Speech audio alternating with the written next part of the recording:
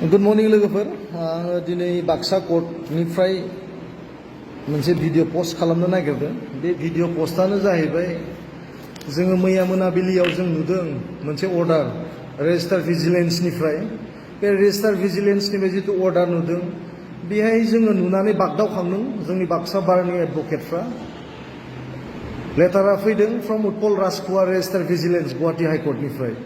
दा बेहाय जोङो साबजेक्ट मेटारा जाहैबाय designating the court of judicial magistrate and additional district and session judge court Rongya Kamrup as a jurisdiction court of Tamulpur and Goresar police station instead of Mosolpur. तारमाने मा जोंनि मसलपुर कोर्टनिफ्राय बेखौ रंगियायाव दाननानै लांसिगोन।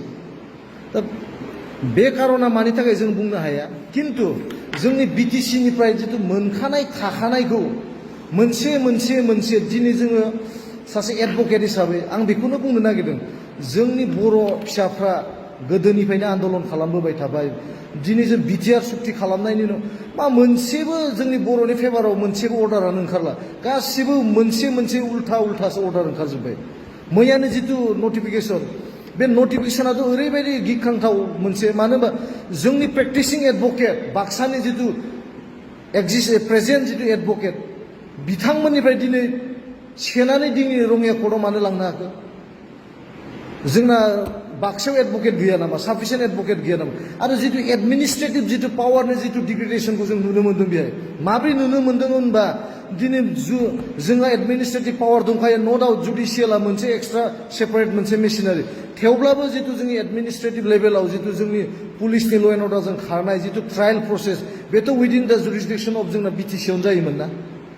पिपिआ जोंनि, एडभकेटआबो जोंनि, एरिया जितु इनफ्लुएन्स बे जोंनि, होमबा जोंनो बेखौ दिनै रङिया कर्टआव बोरै लांना थांनो हागोन?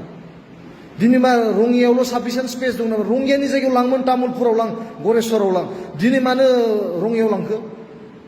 दा who will be responsible for that? जोंना मान गोनां प्रमद बर' नोंथाङा उन्दुना दं नामा? मा खालामदों?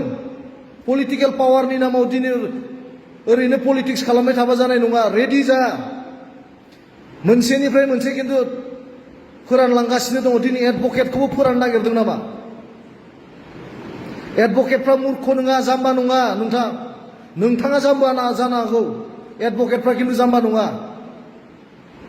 दिनै बर' फिसाफ्रा दिनै साफा सानै एडभकेट मोनहांदों, बिथांमोना दिनै न'खर बेनो प्रेक्टिस खालामना सुंहांदों।